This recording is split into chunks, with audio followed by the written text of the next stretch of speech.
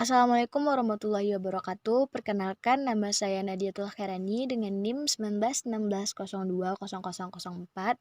Kali ini saya akan menjelaskan materi tentang suku atau obligasi syariah berkaitan dengan tugas produk treasury bank syariah.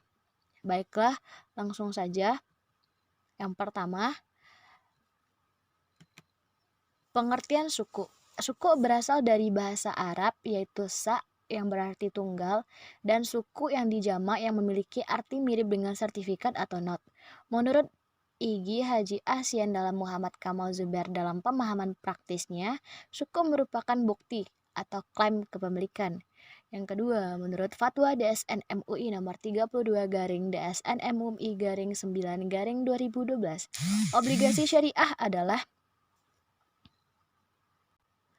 suatu surat berharga jangka panjang berdasarkan prinsip syariah yang dikeluarkan emiten kepada pemegang obligasi syariah yang mewajibkan emiten untuk membayar pendapatan kepada pemegang obligasi syariah berupa hasil atau margin atau fee serta membayar kembali dana obligasi pada saat jatuh tempo. Yang ketiga, menurut AAOIFI, yaitu Accounting and Auditing Organization for Islamic Financial Institution, mendefinisikan suku sebagai sertifikat dari suatu nilai yang dipresentasikan setelah penutupan pendaftaran, bukti terima nilai sertifikat, dan menggunakannya sesuai dengan rencana. Sama halnya dengan bagian dan kepemilikan atas aset yang tangible, barang atau jasa, atau modal dari suatu proyek tertentu atau modal dari suatu tertentu. Selanjutnya, karakteristik suku merupakan bukti kepemilikan suatu aset berwujud atau hak manfaat atau beneficial title. Yang kedua, pendapatan berupa imbalan atau kupon, margin, dan bagi hasil sesuai jenis akad yang digunakan. Yang ketiga, terbebas dari unsur riba, gharar, maisir, penerbitannya melalui Special Purpose Visible, yaitu SPV, memerlukan underlying aset menggunakan podcast harus sesuai prinsip Islam. Selanjutnya, underlying aset. Underlying aset yaitu aset yang dijadikan sebagai objek atau dasar penerbitan suku yang tidak bertentangan dengan prinsip syariah, antara lain berupa atau seperti aset berwujud tertentu, nilai manfaat atas aset berwujud tertentu, jasa yang sudah maupun yang akan, aset proyek tertentu, dan kegiatan investasi yang telah ditemukan. Selanjutnya, jenis-jenis suku. Jenis suku terbagi dua. Yang pertama, jenis suku berdasarkan akad, ada 4. Yang pertama, suku ijarah, suku yang diterbitkan berdasarkan perjanjian atau akad ijarah, di mana satu pihak bertindak sendiri atau melalui wakilnya, menyewakan hak manfaat atas suatu aset kepada pihak lain berdasarkan harga dan periode yang disepakati tanpa diikuti perpindahan kepemilikan aset itu sendiri.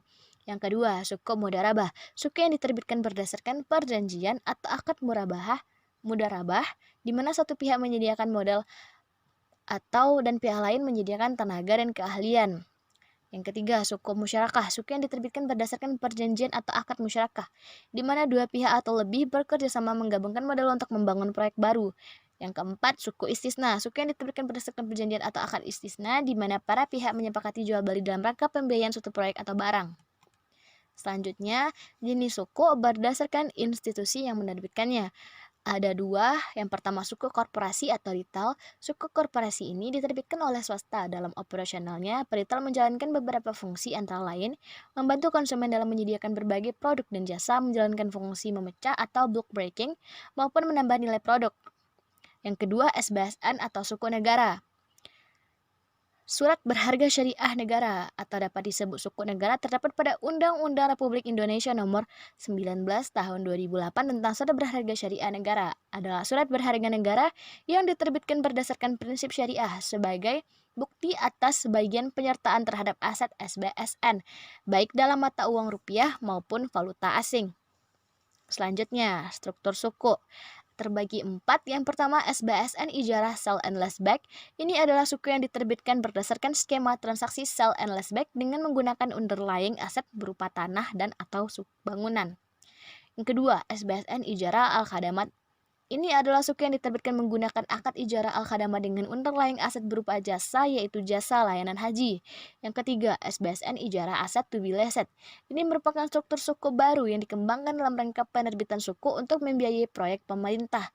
Yang keempat, SBSN Wakalah, yaitu suku yang mempresentasikan proyek atau kegiatan yang dikelola berdasarkan akad wakalah melalui penunjukan agen atau wakil untuk mengelola kegiatan atas nama proyek. Selanjutnya yaitu kesesuaian syariah. Kesesuaian syariah terdapat pada Fatwa DSN MUI nomor 10 6970 71 72 95 dan 112 yang dapat dilihat pada Google atau PPT yang membahas tentang suku dan sebagainya. Selanjutnya, perjanjian perwaliamanatan atau kontrak perwaliamanatan adalah perjanjian antara emiten dan wali amanat dalam rangka penerbitan efek bersifat utang dan atau suku yang dibuat dalam bentuk akta notaril. Selanjutnya, regulasi. Regulasi suku terdapat di Peraturan OJK nomor 18/PJOK.04/2015 tentang penerbitan dan persyaratan suku.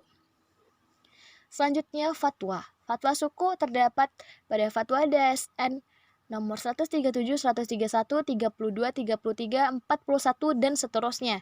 Dapat dilihat pada Google atau buku fatwa yang sekian. Terima kasih. Assalamualaikum warahmatullahi wabarakatuh.